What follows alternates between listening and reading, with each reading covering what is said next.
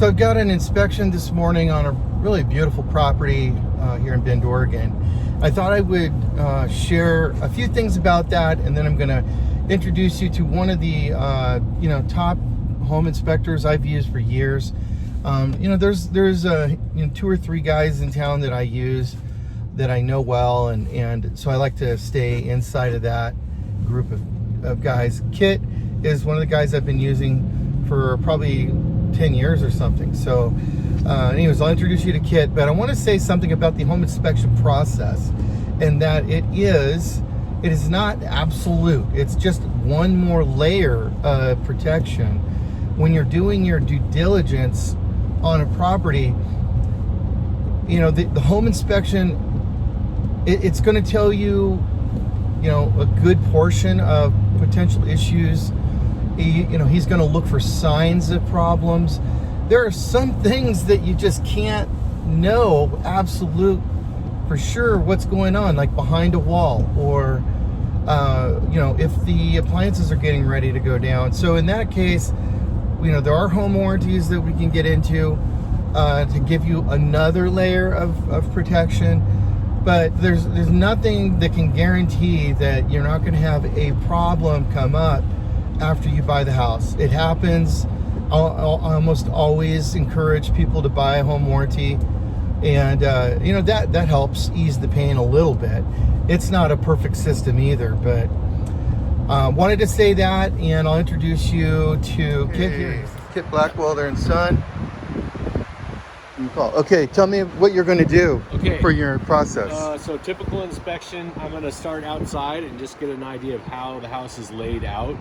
I'll make a couple laps figuring out where the utilities are. Once I gain access to the inside, I'm going to turn on fans from bathrooms, kitchen, laundry, appliances that have cycle times, dishwashers, clothes washers, things of that nature. Then I'm going to go through the garage and work myself back outside, and then from there I'll work through the inspection from the outside to the inside, finishing up usually with the crawl space or attic spaces where water, pests, everything originates usually from the outside and works its way with gravity downwards. So that's where I finish up. Okay, give me briefly about your experience in construction. And I grew up in Central Oregon performing construction at an early age. Job sites, 16, 17 years old, working with heavy equipment not as a concrete contractor, but working for a concrete contractor, framing contractors, painting contractors. Worked my way through the trades into high-end remodel work, and then from there in the late 90s I went into bridge and infrastructure construction. Bridges, tanks, wastewater plants, freshwater plants, train stations, stuff like that. Awesome. 2011 I moved into construction management, building timeshare towers on the sides of coasts of Maui and Oahu, and then came back to Bend in 2013 to use all the knowledge that I gained over the years to get out of the trades and try and help other people learn about the construction as well. Okay, great. That's excellent. Thank you. Okay, so it's been several hours. Kit has been doing the inspection. He's been under the house. He hasn't been on the roof because he's going to use a drone for the actual inspection on the roof. In this case, it's a really good thing because we don't have any snow on the roof. And a week ago, we had a lot of snow on the roof. So we're getting a better inspection on the roof. Using the technology, he can really get around, and he's not walking on that roof, breaking tiles, that kind of thing. That's the problem. And I also want to say it's really important if you can get an inspector that has actual construction experience. That knowledge deepens the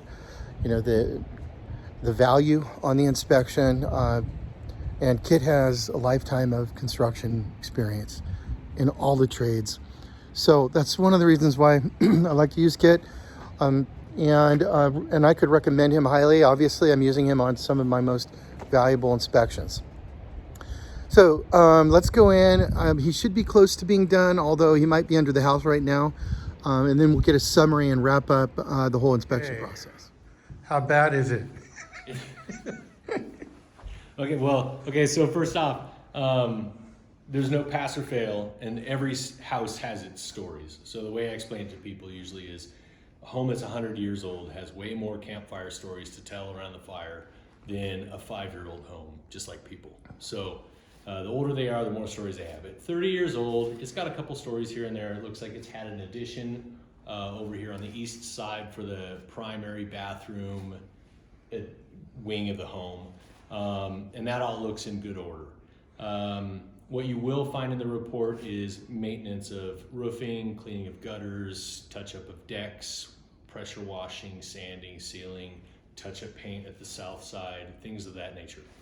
You'll also find things that I found wrong, such as some door handles were installed incorrectly. There's some loose pavers at some steps at the outside that can potentially be a trip hazard, so those should be secured so nobody's going to trip and fall. But for the most part, the structure of the home is in good shape.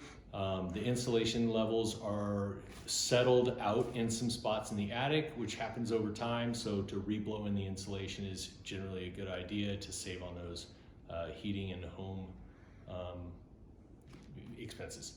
So all in all, good shape, has a couple stories, needs a couple things repaired, but pretty typical for 30 years old, location of the home, and kind of the type of home. It's a large custom home. Usually those types of homes have people that make the phone call to have the repairs or the maintenance done.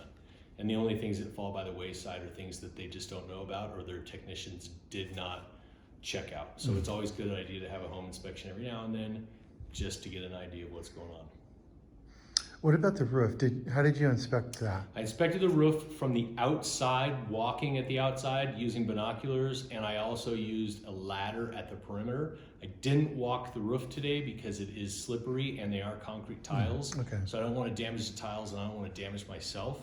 I do have a drone that I can fly, but it's pretty rainy right now, and with the information that I can gather using binoculars and a ladder at the edge is sufficient. So you've crawled underneath the house, so you've inspected that too. Correct. And what about like the yard? Do you do anything with irrigation? I don't. I will take a picture of the irrigation control unit and let a person know whether it's on or off. But here in Central Oregon, they're off half of the year and then they're on half of the year. So if you're not willing to go out there with board shorts, slippers, and check it out, then you should call a technician such as an irrigation specialist in the springtime to have that done. And then what about air conditioning? Air conditioning, I don't check when it's below 48 degrees Fahrenheit. I don't want to freeze the units and cause any undue damage. The units at this home are heat pumps. So the easiest way to explain that would be an air conditioner that can run backward and heat the home. So that portion is functioning. And they do have current service records. The last records were March of 22, so it's coming up on a year. Filters are relatively clean, so that's always a good sign, but it's coming up on that yearly service date. So I'd say within the next couple months, have a technician out, have them check it out. All right. I think that sounds good. Thanks, Kat. You're welcome. All right.